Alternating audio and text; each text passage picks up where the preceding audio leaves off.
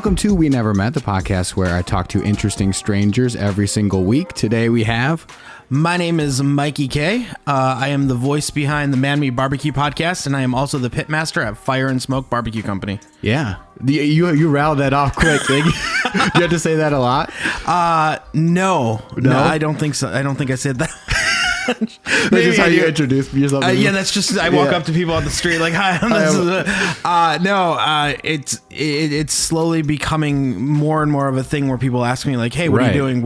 What's your thing?" And I think if you don't tell people what you're doing, then they think either you're a psycho that walks around with like a camera in front of his face, right? And they're like, "Why are you walking? Why are you filming this? Yeah, like, what are you doing?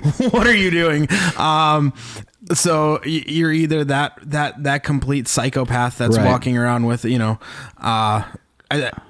around talking to yourself, basically. Yeah. Because that's what they think you're doing, right? Yeah. So I don't want to be that guy. You don't want to be that guy. There has to be some sort of backstory. There's a reason here. Let me tell you that there's a reason. Right. So we should talk about how did you start even getting into the barbecue realm? Like, how did that even begin? Okay, so I started cooking when I was a lot younger. I started barbecuing around 12 or 13. Wow, that young? Yeah. Well, how'd you get into that at that age? I fell in love with fire. Oh, yeah. As all young kids do. Yeah. The craziness. And then I started falling in love with the fact that you could cook over it, right? You could make food, you could do that.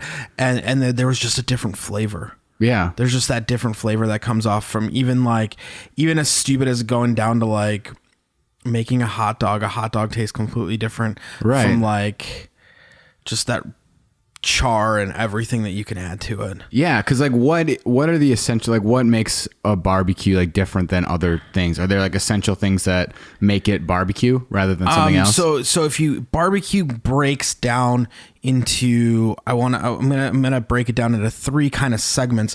Okay. One is grilling, so that's your hot and fast, your steaks, your stuff like that. So that's what most people are like, oh, we're gonna go barbecue steak. Yeah. That's not actually barbecue.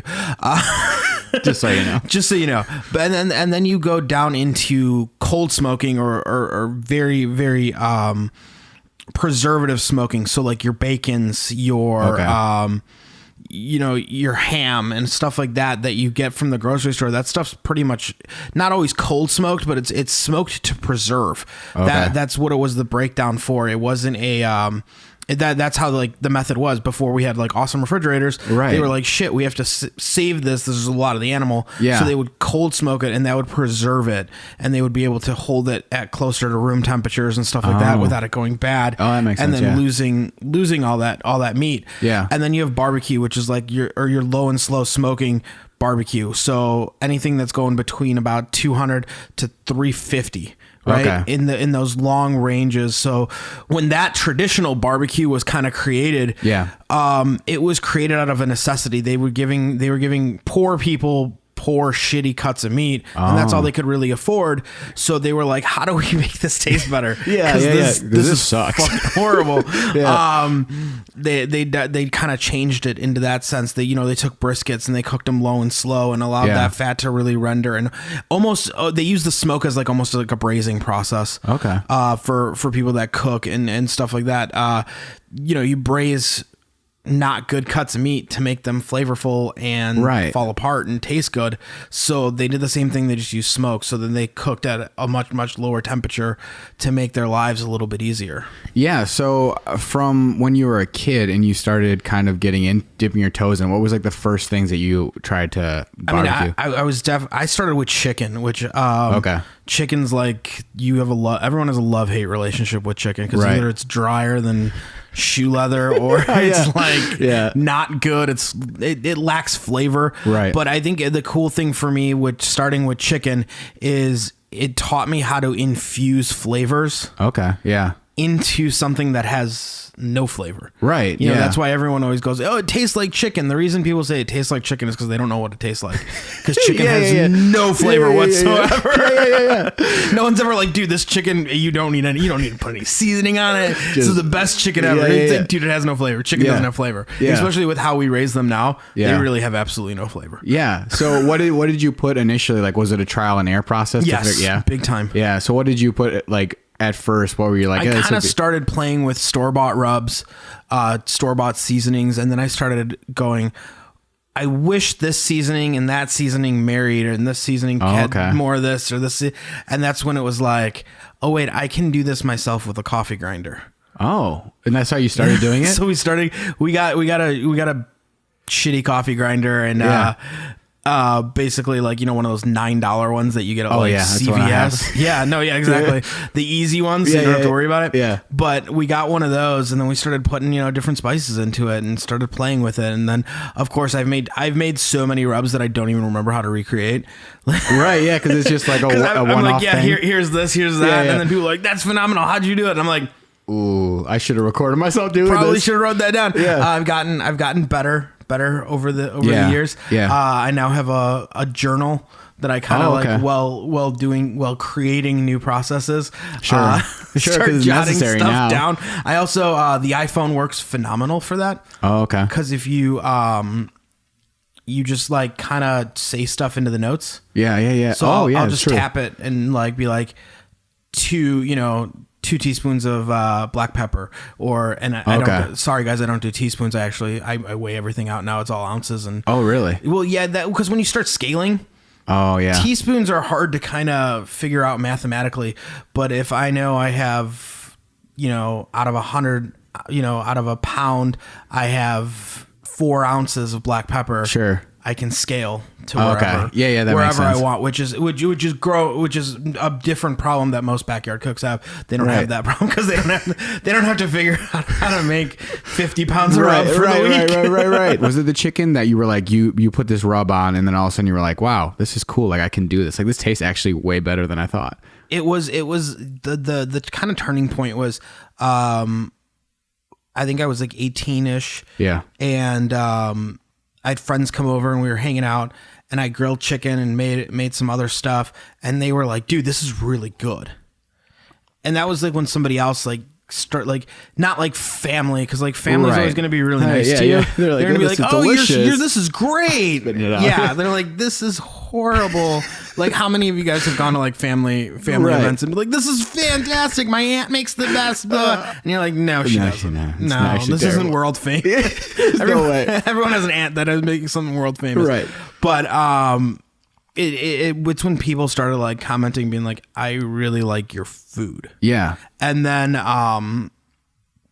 just kind of started growing. So are you completely like self-taught, or did you? I mean, self-taught to the fact that I've read every barbecue book that I can get my hands on.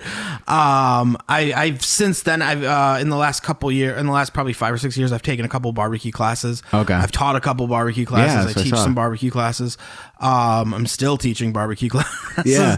But it's, a lot of it's trial and error. Right. A lot of it's learning from other people and then creating your own style. I come from a musician's background. I come from an artsy background. I did photography. I toured with a lot of bands.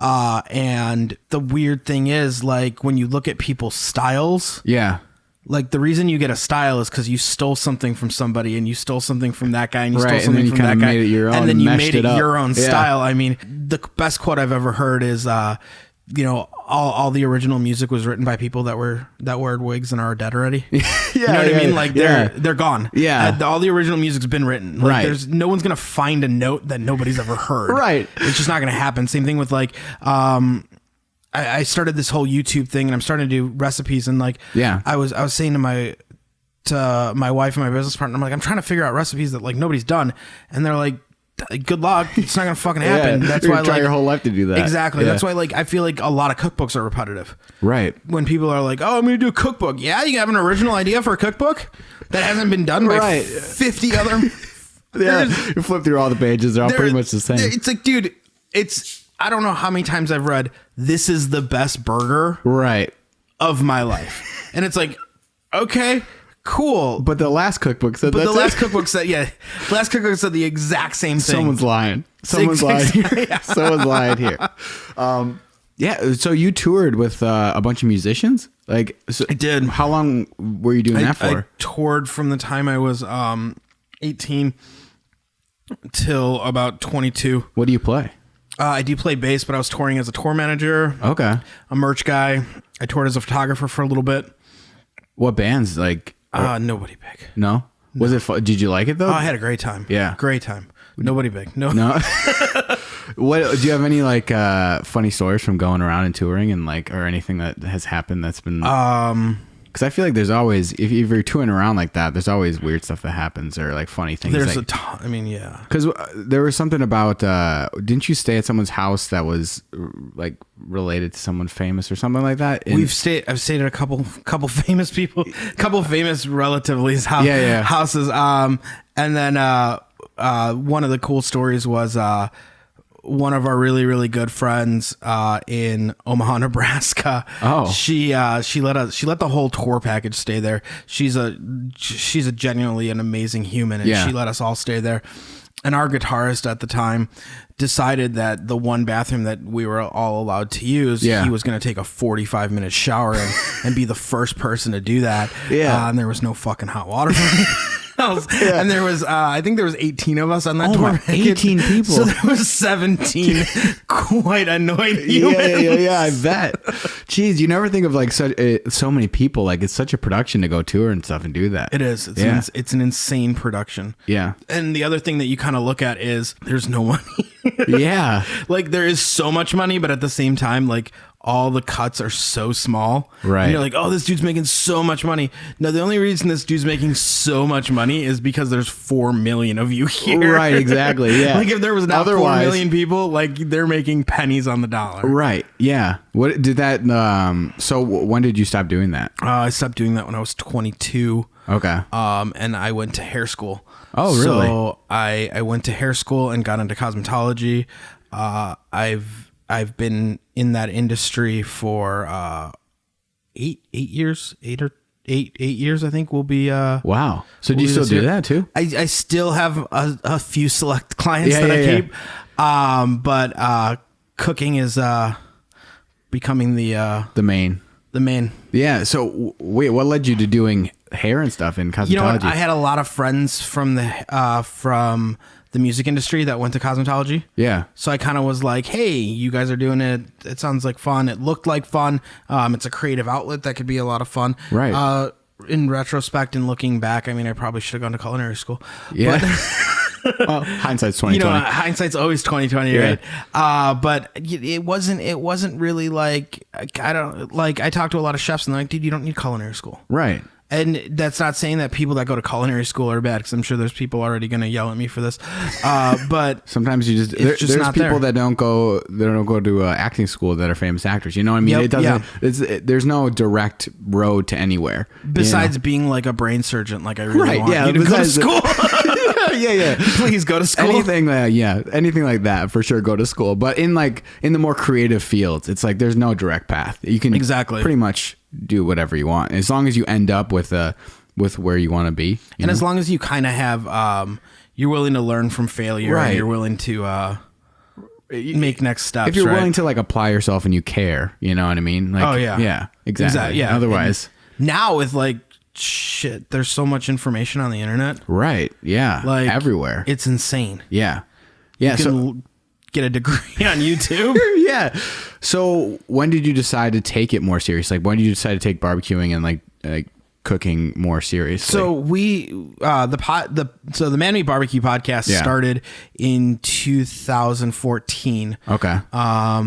And it started out slow. It started out, very, very slow.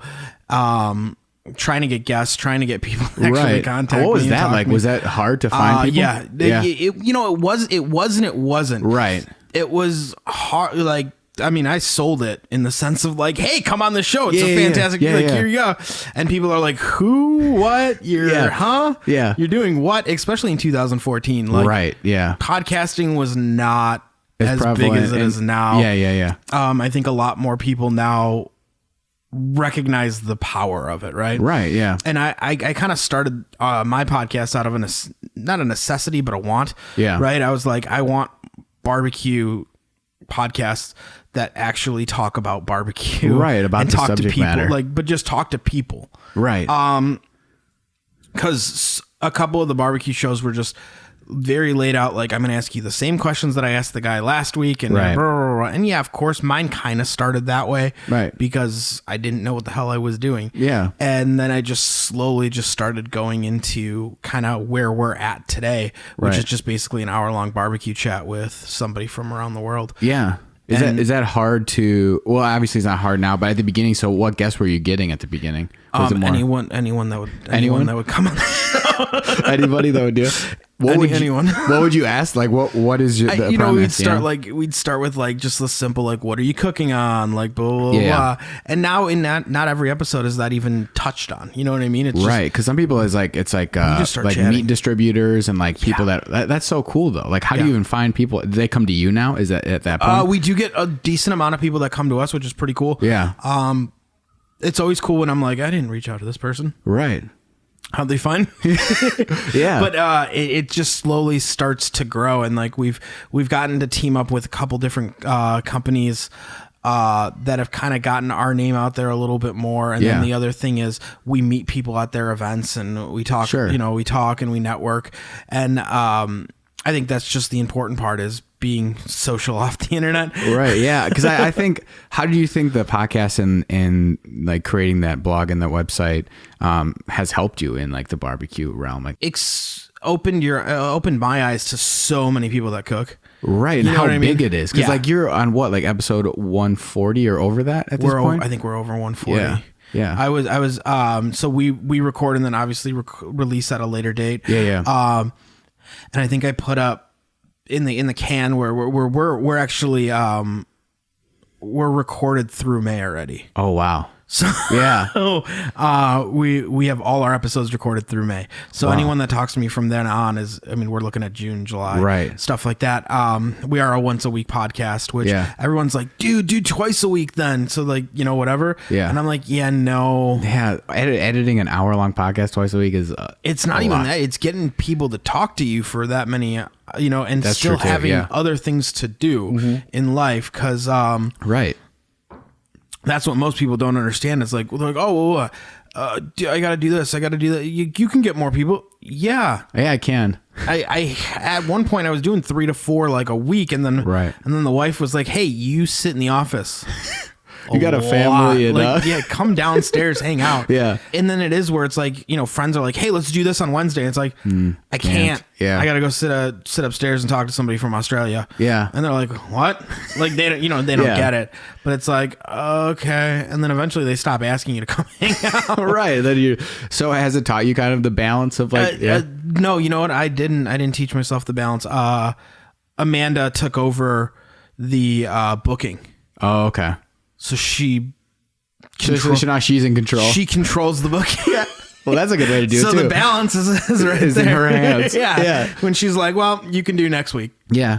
And then it's like, it also kind of takes a little bit of that pressure off of me. Right. In the sense of people being like, come on, you can get me to the front of the line. Can't you do this? And it's like, dude, I don't book it. Talk to my wife. Like, I don't book it. Like, she does it all. And, and that's a whole nother logistic thing in its own. Right. Because when you're trying to figure out what time it's especially like Australia, which we're getting a lot better at figuring that out. Yeah, you got to wake up at 3 a.m. or something. Has it ever been like that? I have had a couple of those, couple early wake ups.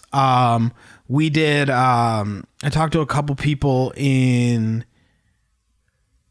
I think it was Netherlands, that we had to wake up a little bit early for, and then I've talked to 1 or 2 people in the Middle East, which is I can't remember the time change on that one, but it's also a weird time change where you have to like figure it out. And then I've stayed up late for people from Hawaii. Okay. Because of the difference in time change and them getting off later and all that kind of stuff. So we've had some fun. Yeah. We've had a lot of we've had a lot of awesome guests. Yeah. Barbecues in all cultures, dude. It really is like fire, smoke, and meat comes from all around the world. It just was like different twists and different like different animals. Twists. It's different animals.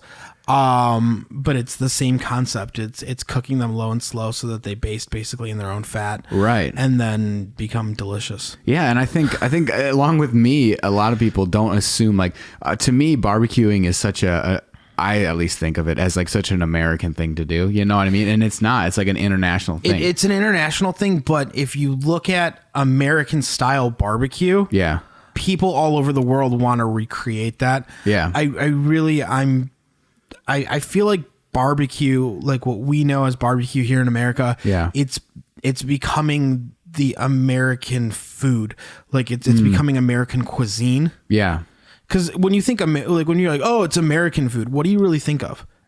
Yeah, barbecue. You think of barbecue and you think of burgers and you think of, unfortunately, like hot dogs and you know, like that kind of stuff. But that's the American cuisine, and barbecue is essentially becoming that. Yeah. At least that's what I think. I think barbecue, it's what we're becoming known for. You go to Australia, there's people that are creating American barbecue. Right. There's competition barbecue teams that are trying to recreate American barbecue that are coming over here competing and doing fantastic. Yeah. And then same thing in the UK, they're recreating American barbecue. In Norway, they're recreating American barbecue, and that's what they're saying. They're saying it's an American barbecue.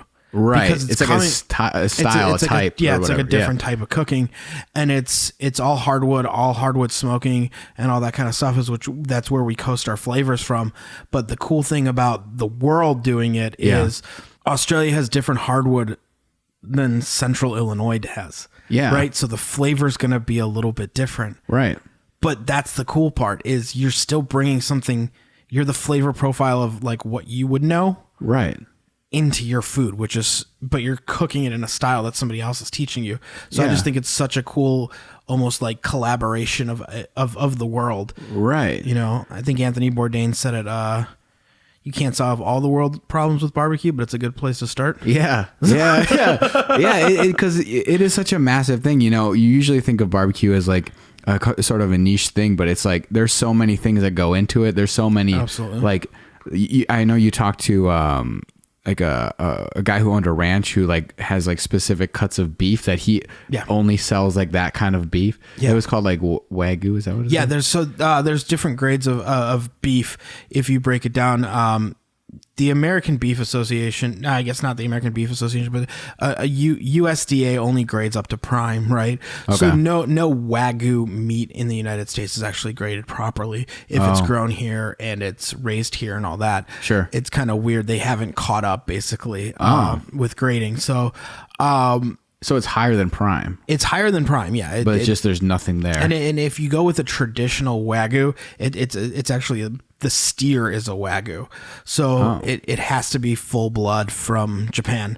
Oh. And it's just a lot of people are saying, well, it's American Wagyu. Yeah. So there's this weird gray area about it right now. But I've talked to a couple ranchers that are really, really taking it really, really seriously. Yeah. And making sure that they're doing the meat proper. Yeah. And trying to bring back the money to the ranchers. So the people that you're talking to, is it more family-owned farms? So I'm talking to family-owned farms, which I think a lot of people are starting to get back into. They want to know what their animal is eating. Right. Yeah, exactly. Because in a sense, they're eating the same thing. Yeah. Yeah. But I think people are starting to go back and look at, what am I actually consuming? What am I putting into my body? Right. What am I condoning? Right. Right. And then I think the other thing is, dude, we're just prevalent to more information now. True. That's like people are like, the world's changing. No, it's not. You just know more. You just find out more about it in a lot faster of a format because it comes to your damn phone and it rings and Twitter goes off and they're like, oh shit, damn it, this happened, and but it's the world's the same world. Yeah, there's just as many psychopaths in it as there was before. Right, you just hear about them more. Can see them on Instagram now. Yeah, it's the only difference.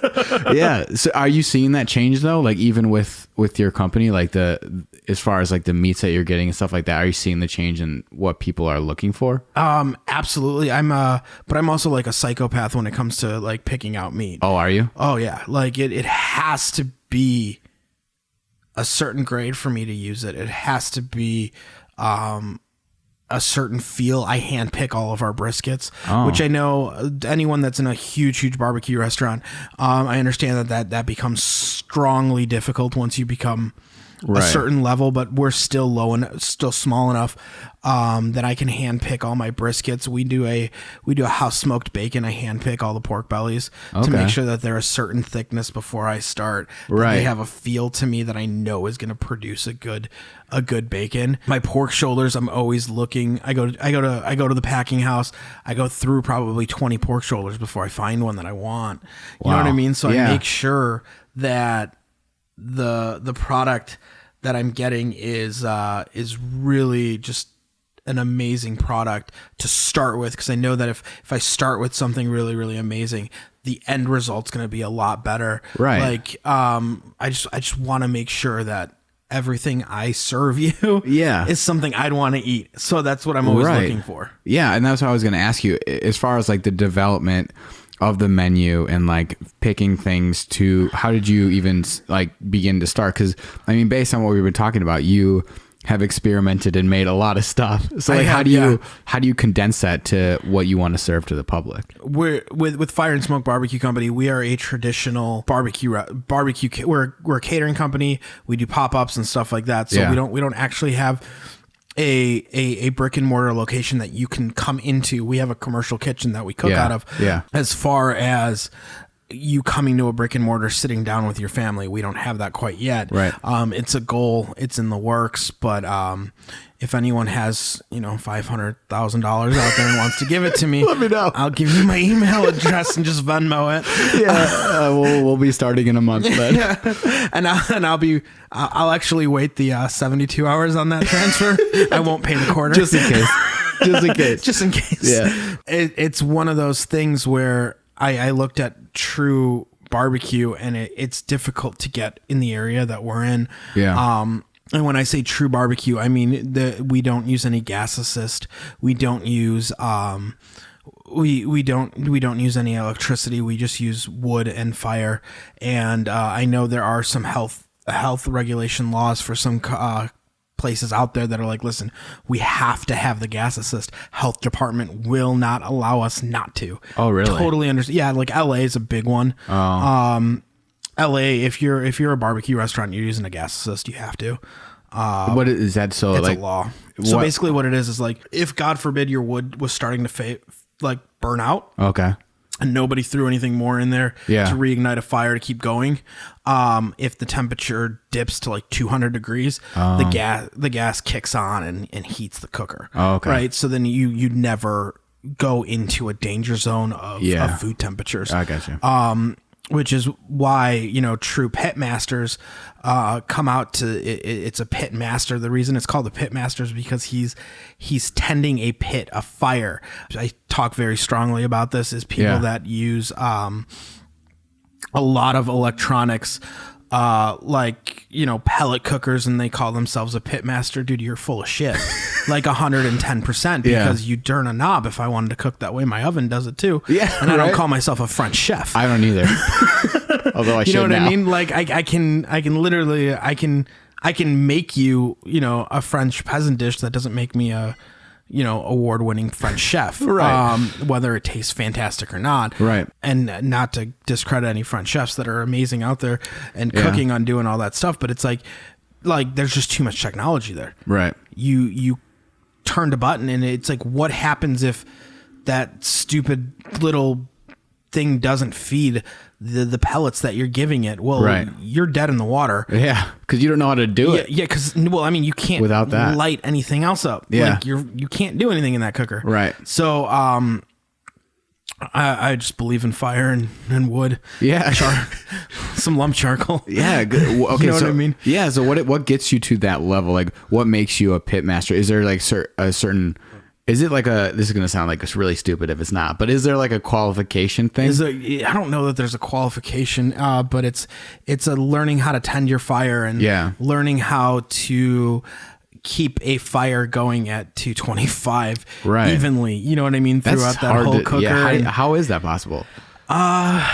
You start to learn when to pull, when to push. And what I mean when push, depending on the firebox that you're cooking in, or depending on the cooker. Sometimes the cooker is airflow cooker, so you're learning, if I put this big of an opening in there, and this much airflow is actually able to go into it. It's going to stoke the wood or the charcoal to a certain extent, and that's how much heat's going to kind of come off of it. Okay. And then you're just kind of learning that. You're learning the airflow. I cook on a big green egg also, and I mean, shit, I can set that thing up and I can go to sleep. Really? Oh yeah, and I can come back and it'll be 225 perfectly just as I left it. Wow. That's impressive. Are you ever impressed with yourself that you can do that? Sometimes, yeah, but it's like, it's just a great cooker. Like as long as like nothing goes completely wrong, like I could wake up later and it's perfectly fine. Yeah. But like with the stick burner that we use, we cook on a Myron Mixon 48H2O, and that is a water cooker, but it's based like a stick burner in the sense that it's almost like a vertical water cooker stick burner. That's what I'm calling it. Okay. We throw real wood into it. So it's not charcoal based. It's full real splits of wood. You throw them in there, they light the fire, they keep going.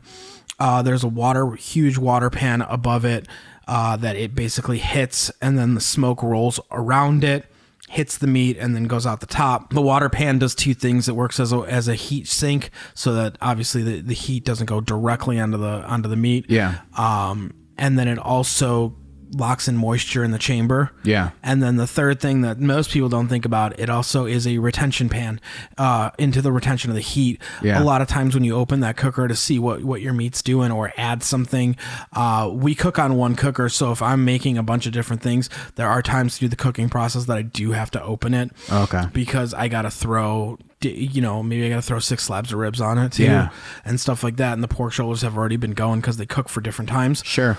So what you look at is that water pan is basically sitting at 212 degrees, right? Yeah. Because it's boiling water almost the entire time.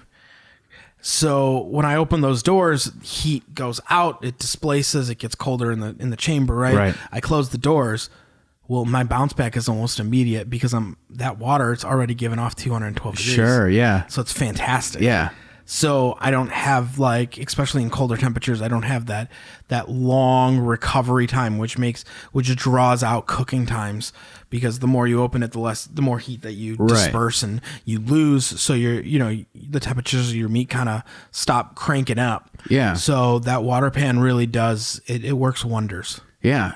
So back to the question, how did you choose? We got sidetracked.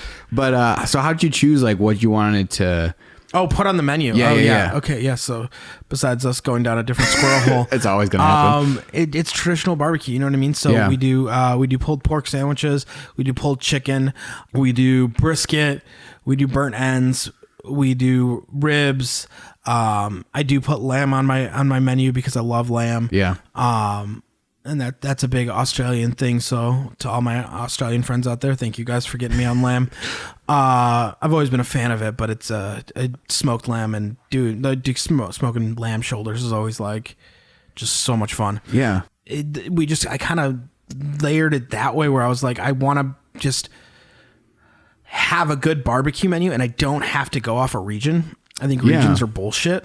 What is that like the barbecue regions are the Carolinas, the Tennessee, Texas style, and I think it's great that there are regions. Like I think they're great, but I think they're bullshit in the sense that, like, dude, there's so many other places that do barbecue, that do good barbecue. Like Georgia does great barbecue, Alabama does great barbecue, and they're like, oh, well, they're not one of the 4 regions. I want to be able to be that melting pot of but make sure that it's just great barbecue. Yeah.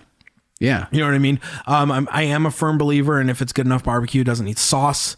Sorry to all the people that love their barbecue sauce and all the people that I heard that about steak too. You're not supposed to put sauce on steak. You're not supposed to put sauce on steak. Yeah. I don't even like steak, so it's okay. Human. It should affect your credit score. But it is one of those things where it's like I wanted to make a good menu, and then we wanted to add some stuff. So we do smoked chicken wings, which is kind of different than other people. And then we do, and when we do pop-ups, we actually do smoke fried chicken wings in the sense that we smoke them, we cool them, we really let that smoke penetrate into it. And then we use air fryers and we fry them up. Okay. Reason being using air fryers is we pop up at different locations. So having a deep fryer is just a nightmare. Yeah. And that's just, I don't want to deal with it. So we tried the air fryers and they worked really well. And then we do smoked meatballs.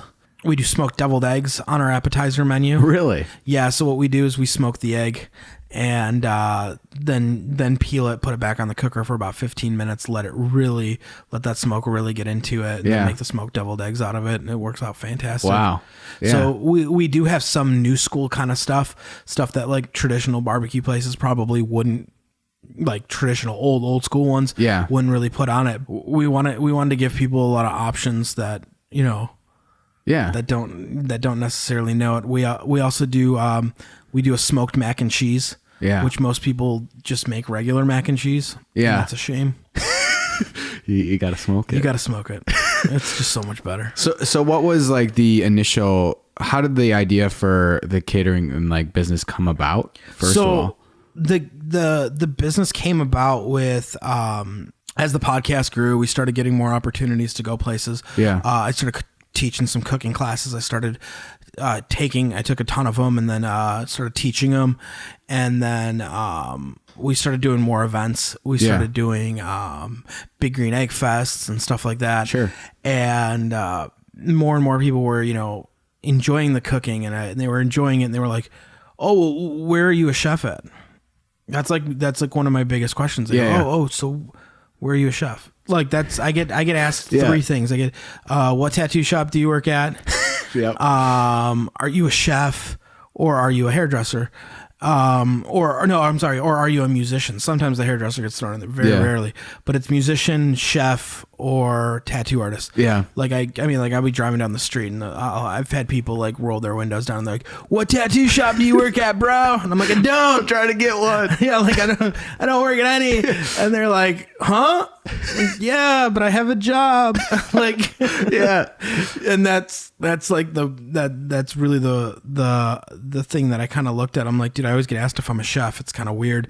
And I cook a lot. Yeah. So why not explore this cooking? You know what I mean? Yeah. Why not go for it? Yeah. So how did that develop and start? So was it just? Oh, dude. So it was.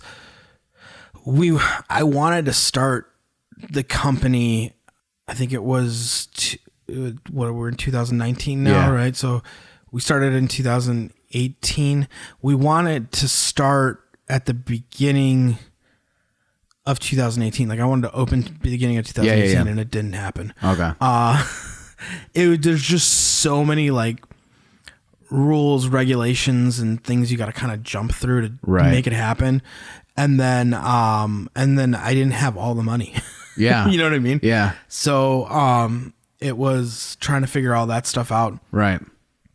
And trying to figure out all the like legal stuff is just, there's a lot. You know what I mean? There's a lot of, especially with food. I feel there's a lot with food, you know, it's what people are putting in their body. So it should be there.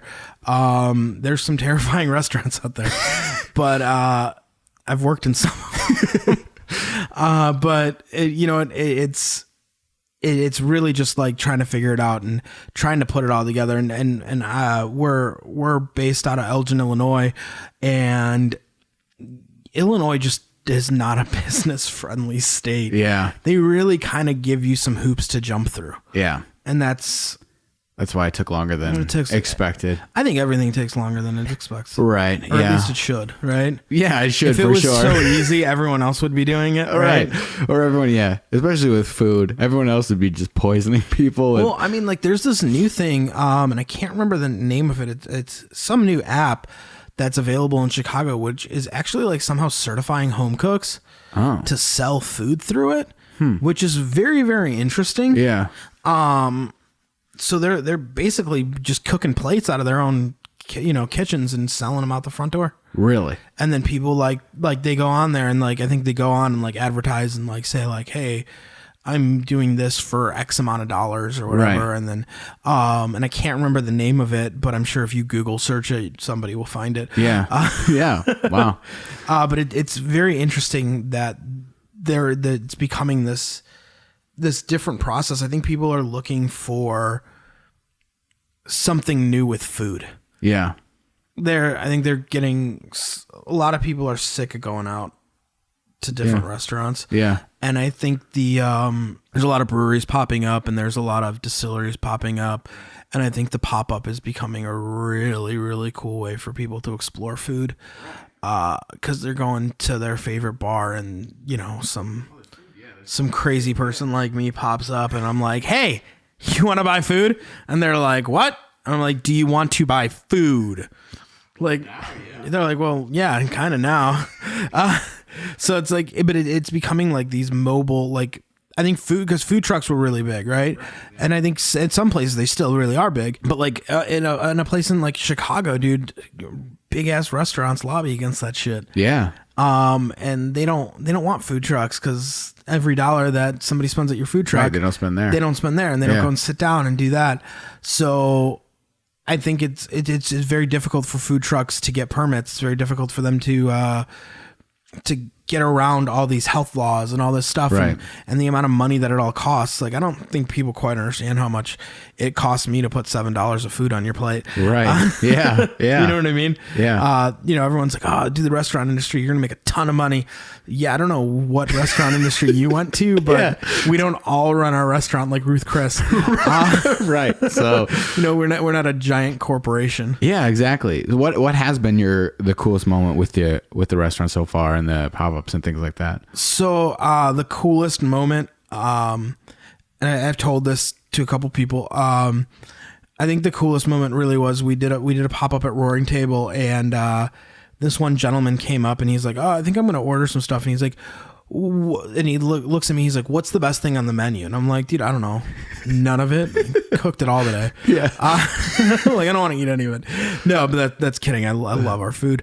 But, and that's probably the worst thing anyone can ever say, like, in a restaurant. So I never say that. I'm like, well, what do you like? Like, I want to know what they like, because before I give them my recommendation, I know that everyone's palate is different. Right. And I understand that, like, somebody who's like my wife likes barbecue, hates ribs. Right. Yeah. Doesn't like them. Yeah. So if you like ribs, be like, hey, the ribs are great. Yeah, the ribs are great. Try them. She's like, oh yeah, no, they're not. They fucking don't like ribs.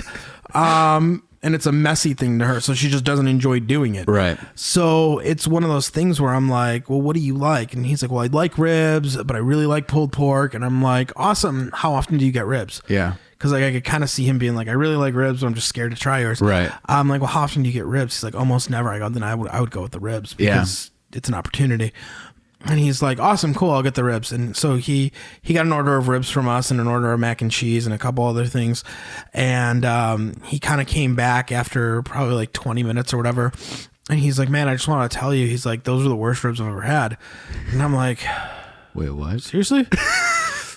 And well, at first he was like, I just want to tell you, like, I kind of have a problem. I'm like, well, what was it? He's like, the ribs, man. He's like, they weren't that great. I'm like, really? I'm like, what didn't you like about them? I'm like, just curiosity. Yeah. And he's like, man, no, I'm just kidding. And he's like, can I get 4 more orders? And I'm like, don't do that. Like, don't do that to me. Like, I haven't drank enough today. Yeah, that's not cool. But he was just super cool, dude. And he's like, yeah, he's like, dude, I'm gonna get 4 more orders. He's like, give me 2 to go and 2 for here. Dang. So I'm like, yeah, no problem. Yeah. And so we did that, but like that's probably one of the biggest things that stand out right now. Yeah. Just getting people to try our food though is just awesome. Yeah. Just like somebody who's never had our food and being like, dude, this was so amazing. Like getting that feedback is always pleasurable, because then it's like, oh, 3 a.m. is not that bad anymore. Yeah, I worked for all of this for something good. Like, well, and that's what most people don't understand. Like with barbecue, dude, I'm thinking about your lunch, right, the day before. Yeah. So I'm thinking about what you're gonna eat. Yeah. For lunch today. Right. You're having it tomorrow. You're not even thinking about barbecue yet. Right. Yeah. And I'm already thinking about like what you're gonna eat. Yeah. Yeah, because it is it's a longer process. It is, and that's another thing. Like up here in the north, that a lot of people don't understand is if we're sold out, we're sold out. We're really sorry. Right. We put as much meat as we can do for that event. Yeah. Time being, I know like our cooker can handle a little bit more than what we're putting on for most of our events, but most of our events are 3 to 4 hours long. Right. So I'm breaking down how many orders can I actually sell. Sure. In 3 to 4 hours. Yeah. And if I'm cooking 5 times that, then I'm just losing money and I'm not going to be here next month. Right. So I'm just making, we try to make a calculated decision of, okay, this is the amount of food that we're going to bring. Right. And if we sell out, we sell out. Like, we're really sorry. Yeah. Yeah. So come earlier. Come quick. Yeah. Yeah. So talking about your wife a little bit, how was she into barbecue at the beginning, or was she into it because you guys met and then she got introduced to it? Kind of. I think it was more of that sense. Like, yeah, she got more and more into it, and as we do more and more events, and she learns more and more and has more fun with it. I think she dives deeper and deeper. Yeah. She's more into baking. Okay. Which I couldn't bake to save my life. Yeah. That's just not me. Cause baking's a science. Yeah. Baking's like, let's do this as a science. Right. I cook to feel like, that's like, I've had a couple friends that are like, can you teach me barbecue? And I'm like, absolutely. Let's do it. Yeah. And they're like, cool. When are the ribs going to be done? I'm like, you'll feel it. And they're like, what the fuck? What does am I that feeling? mean? Like, I'll feel what? What do you mean you'll feel it? I'm like, it'll be done. Yeah. And they're like, what is wrong with you? And like, they've cooked next to me and I'm like, nope. Like, shake a rib and it's like, nope, not there yet. And they're like, what are you doing? They're like, what temperature do you want me to cook them to? I'm like, the shaking temperature. The ones where they bend really nicely and they don't break, but they bend nicely and they're looking good and the color's there. Yeah. And then we'll wrap them for a little bit, throw them back in for a little bit of tenderization. But yeah, that's so funny. Dude. I mean, I cook with a thermometer, obviously. Right. But Thermapen will hate saying that it's a giant toothpick to me right now. Yeah. Like that's all. Like, yes, I have to look at temperatures. Right. But most of it is me sticking that Thermapen in and feeling how it wiggles. Right. And if it sticks a little bit, then I'm like, okay, cool. We still got some time. It doesn't matter what temperature it's reading on me. I know. I'm cooking more off that feel at this point, which is one of the hardest things in the world to apparently teach. Yeah. Yeah. Because everyone feels a little differently. Yeah. So in the classes, like teaching people, we use temperatures. Yeah. You have to at that point. We use some temperatures, but I try to give that feel method also. Like, I try to give them that try to show them what I'm looking for. Right. Because I think that's really important. And that's something that gets, like, when you do look at pitmasters that are like 3rd, 4th generation pitmasters, those dudes weren't taught off a temperature. They were taught off their dad going, look how this feels. Right. That doesn't feel right. And giving them, giving something that doesn't feel right and something that does feel right and showing them the difference. Right. I think that's a big thing. Yeah. Because when you're like, you feel that? Yeah, it kind of feels tight. You feel that? Yeah, that feels loose. Okay, that's what you want to feel. Right. And then once that light bulb goes off in their head and they go, oh, that's what I want to feel? Yeah, that's what I want to feel. Okay, cool. Yeah. Then from then on, they progress. And I'm not saying that the way that I cook is the right way. Everyone has their own method to their madness. Right. But at the same time, it was stolen from somebody else, and it was carbon copy of a copy of a copy, which then becomes something completely new, which is awesome. Yeah. And I think there's so many people right now on Instagram that are trying to upscale that level, right? Yeah. Everyone's trying to make some kick-ass food. Yeah, yeah. So I think that's really cool. People are just really... They're just going for it. Yeah. Yeah. So for people who haven't taken the class and people who are interested in barbecuing, what's like one thing that like you learned along the way that like changed the way you barbecued or cook? Like, oh my God, I can do that. Like, that makes everything so much better than it did. I think the one thing that I really looked at and I embraced was that it's just a cooking method and smoke is a flavor. Okay. Smoke is a flavor profile that I have to respect. Yeah. And I have to make sure that I use it in a certain way. Okay. Right. And I have to think about it as a flavor profile. Right. Because a lot of people don't think about it as a flavor profile. They just go, okay, it's going to get smoked. well, what complements that? Why are we using different types of wood to complement that? Sure. Right. Where some people are like, I don't like barbecue. It's always smoky. Yeah, it probably means they were doing it wrong. They were they probably had a dirty fire, or dirty smoke was coming out of that wood. Maybe that wood wasn't as seasoned as it should be, and there was still a lot of oils in it, and they were still pushing out, making it a little bit more of a bitter smoke. Sure. And people are like, what do you mean bitter? It has a taste to it, and it has a taste of bitterness. Yeah. And you want to make sure that you use the smoke as a flavor. Right. It's just layering another flavor on whatever you're doing. Yeah. And that's what cooking is. You know, you're just layering. And as soon as I kind of learned that and realized that, that's really when I was like, I can cook pretty much anything on a cooker. Yeah. Like there's nothing I can't put on there. Yeah. Just knowing how much smoke everything can take. Yeah. Is a whole different, that's a whole nother exercise of figuring that all out. Right. Yeah. Cause I don't even like, do you season the wood? I didn't even know that. Like when you go seasoning wood means how old it is. So from the time that it gets cut down to the time that it actually goes into my smoker. Gotcha. So I like about a 9 month to a year season, where that's still a little bit green, but 9 months to a year is really where I find my sweet spot. It burns pretty good for me. Every once in a while I will have to use kiln dried and seasoned wood. But that's just, I think that's just kind of the nature of where we live. Yeah. Yeah. There's not many wood suppliers, you know, in the Chicagoland area like there is, say, in backwoods Tennessee. There's different, you know, they have more room. Yeah. We don't have room. Is there different like woods that people use for different flavor? Yeah, absolutely. Yeah. So like you got fruit woods, which will come out with a little bit sweeter. They also tend to go a little bit mild of a smoke. So a lot of people tend to lean towards those, especially at the beginning. They'll lean towards them because they're a little bit more forgiving. Sure. So if you add a little bit too much of their smoke, you're giving yourself a little bit more room. You're okay. Yeah. And then when you start to look at like your mesquites it's a very, very heavy wood, gives a very hot fire, but it also gives a very, very heavy smoke out of it. And same thing, oak can be that way. Yeah, because when you even say mesquite, like I know what that tastes like badly. Like I know what a bad mesquite tastes like. See? Like that's the only one. A lot of people know what mesquite tastes like. Yeah. And that's always like no, I don't want to do that. So like we smoke over pure oak.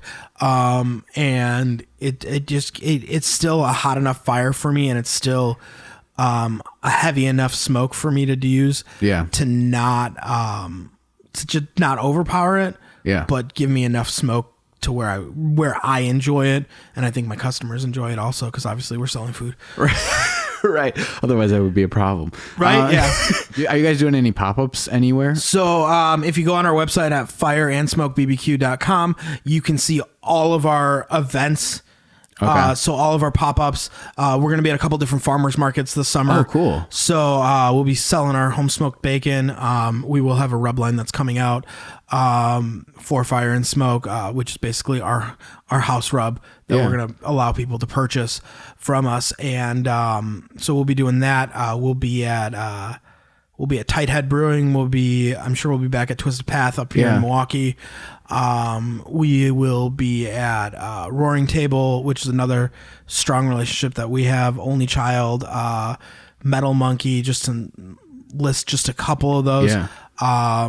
We're doing a really fun pop-up in June and July with Milk House ice cream.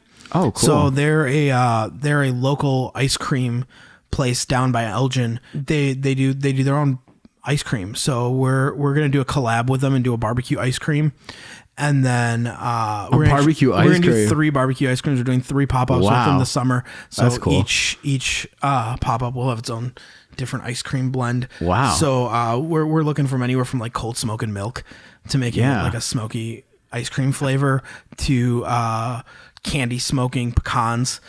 And then they're going to use one of them. I know they're going to try using our house rub and see how that goes in through ice cream, which I have no idea how that's going to work. Wow. It was not engineered to go into ice cream. It was engineered to go on a pork shoulder. Yeah. But it's going to, that's kind of where we're at. But you can find all the information under the event page. You can also go there. We'll be teaching a couple different barbecue classes. We are going to be doing a big one. We're doing one right after Father's Day, the weekend after Father's Day. We're going to be doing a big barbecue class. And that one's going to be fantastic in the sense of give it to your dad so you can that's true. That'd be fun. Finally eat the last horrible hamburger. But everyone's going to barbecue on Father's Day, and we thought about doing the class on Father's Day, and then I was like, you know what? No one's going to come to this damn thing if we do it on Father's Day. Yeah. So we changed it and decided that the weekend after would be better. The weekend after would be a lot better. Yeah. So we did it. We're doing it that way, and we're hoping some people give it to their dads as gifts. Yeah, that's great. It's a cool little gift. And we're doing that at the Pizza and Culinary Academy in Lisle, Illinois. They just have a beautiful space, and we're gonna go teach some barbecue at it and have some fun. That's awesome. Yeah. Well, thanks for coming on, man. Dude, I appreciate you. Yeah. This is a fantastic experience. It never seems as long as it never does, right? Yeah. Well, thanks for coming, man. I appreciate it. Yeah, dude, I had a great time.